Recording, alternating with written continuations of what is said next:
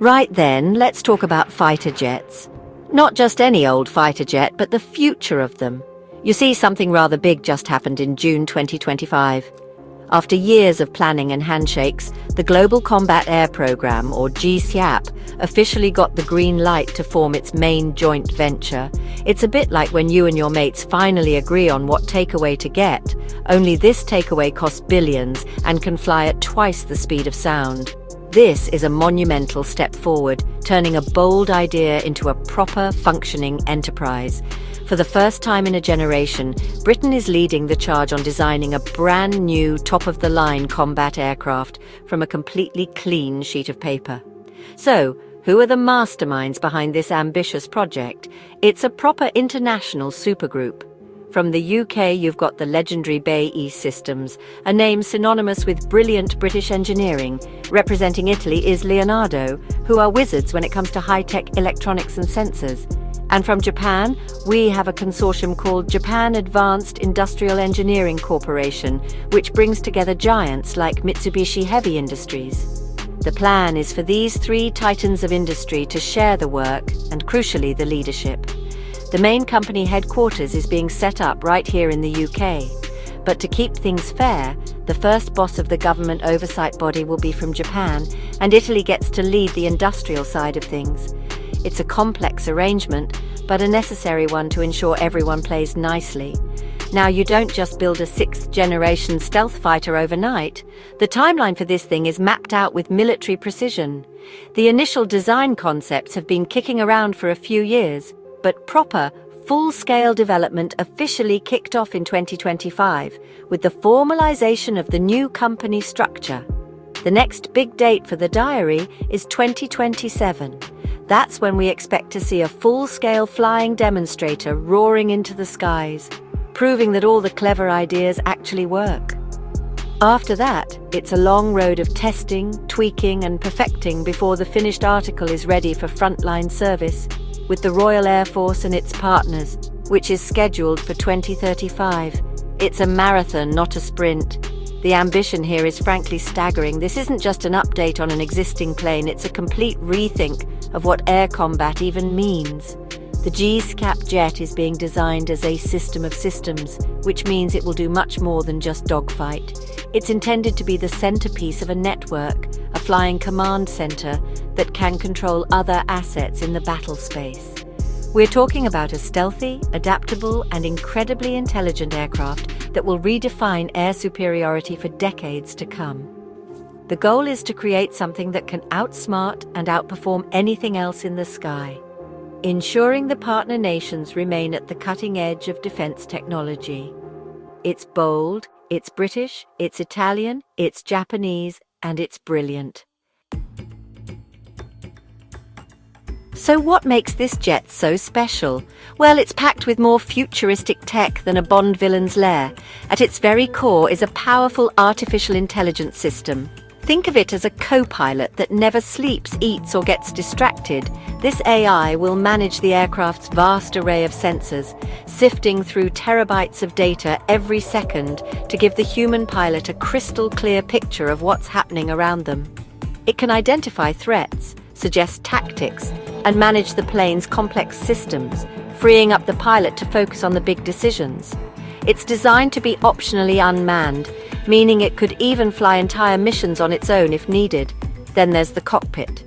Forget dials and switches. We're talking about a wearable cockpit. The pilot will wear a helmet with an augmented reality display that projects all the essential flight and mission data directly onto their visor. They will literally see data and targets overlaid onto the real world.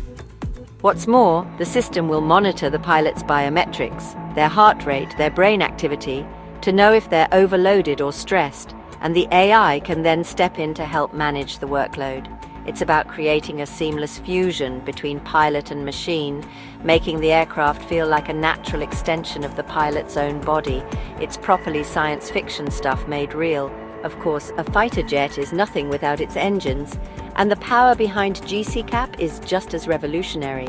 Rolls-Royce, in partnership with Japan's IHI, is developing a new propulsion system that is more than just a jet engine. It's an electrical powerhouse, The engine will not only provide immense thrust but also generate unprecedented levels of electrical power. This is vital for running the jet's power-hungry sensors, computers, and even future directed energy weapons. The engine will feature advanced composite materials and three-dimensional printed parts to make it lighter, more efficient, and easier to maintain. It is, quite simply, the heart of this next-generation beast, and it doesn't fly alone. A key part of the GCAP concept is its ability to control a swarm of uncrewed drones, or adjuncts. The jet will act as a mothership, deploying these smaller, cheaper drones to carry out a range of tasks, from surveillance and electronic warfare to acting as decoys or even carrying extra weapons.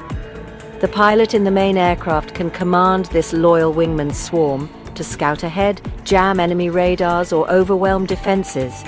It multiplies the aircraft's effectiveness exponentially, creating a flexible and resilient air combat network that is far greater than the sum of its parts. It's a whole new way of fighting a war in the air. Building a new fighter jet from scratch is, to put it mildly, eye-wateringly expensive. The UK government has already committed £2 billion just to get the project through to 2025, and Italy has pledged around €8.8 billion for its part. The total cost will be in the tens of billions. But this isn't just about spending money, it's a massive investment.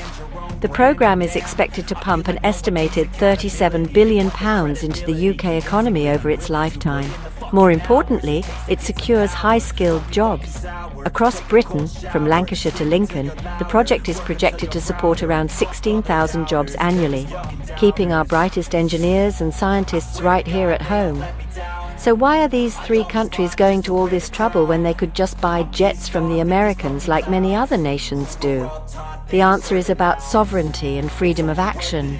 Relying on another country for your most critical defense equipment means you are also reliant on their political goodwill. If you buy an American F-35, for instance, you can't modify its core software or integrate your own secret technologies without permission.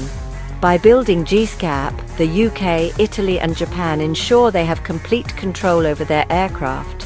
They can upgrade it when they want, sell it to whom they choose, and operate it without any restrictions, which is a massive strategic advantage. This desire for an alternative to American-made jets has been growing for some time. While platforms like the F-35 are incredibly capable, they come with strings attached. The GCAP program is deliberately positioned as a European and Indo-Pacific alternative, offering nations a top-tier capability without being locked into the US defense ecosystem. For the UK and Italy, it's about maintaining their status as world leaders in aerospace engineering, a capability they don't want to lose. For Japan, it's about developing its own advanced military technology to counter growing threats in its region, marking a significant shift in its post-war defense posture. The economic benefits extend beyond just the main companies too.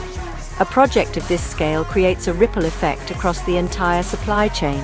Thousands of smaller companies across all three nations will be involved, providing everything from specialized bolts to advanced software components. In Italy, Leonardo is already awarding contracts that are stimulating research and development in universities and small to medium-sized enterprises. This isn't just about building one aircraft, it's about nurturing an entire industrial ecosystem, pushing the boundaries of manufacturing, materials science, and digital engineering for generations to come. It's a national project on a truly grand scale. Now, it wouldn't be a multi-billion-pound, multinational mega-project without a few bumps in the road, and GCAP is facing its fair share of challenges. One of the biggest worries, particularly for Japan, is the timeline. The 2035 in-service date is extremely ambitious, and there are concerns it could slip. This has led to some nervous discussions in Tokyo about whether they might need to buy more American jets as a temporary stopgap if GCAP is delayed. Keeping a project this complex on schedule, with 3 different countries and corporate cultures involved, is going to be a monumental test of project management. Then there's the classic issue of sharing your toys. In early 2025, there was a bit of a public spat when Italy's defence minister accused the UK of being a bit selfish with its technology. Deciding exactly who gets access to what sensitive tech and how it's shared is one of the trickiest parts of any international collaboration. On top of that, there's the question of new members. Saudi Arabia has expressed a strong interest in joining the program to help share the enormous costs. While Italy is keen on the idea, Japan has been more hesitant, worried about the security implications of sharing its most advanced technology with a new partner. These are delicate diplomatic negotiations. These hurdles, while significant, are not insurmountable. The very existence of the joint venture and the GCAP government organization is designed to iron out these kinds of wrinkles. Open communication and a shared commitment to the end goal will be paramount. The partners know that failure is not an option. The strategic prize is simply too great to let disagreements over work share or technology transfer derail the entire enterprise. They are bound together by a common need to secure their futures in an increasingly uncertain world, and that is a powerful motivator to find common ground and press on. Ultimately, the GCAP program is about far more than just a new piece of military hardware. It represents a new model of international cooperation, bringing together leading democracies from Europe and the Indo-Pacific in a partnership of equals. It's a powerful statement that these nations have the skill, the will, and the industrial might to chart their own course in defense and technology. If they can pull this off, the GCAP will not only protect their skies for the next 50 years, but will also forge a strategic alliance that will shape global security for a generation. It's a massive gamble, but one that could pay off spectacularly.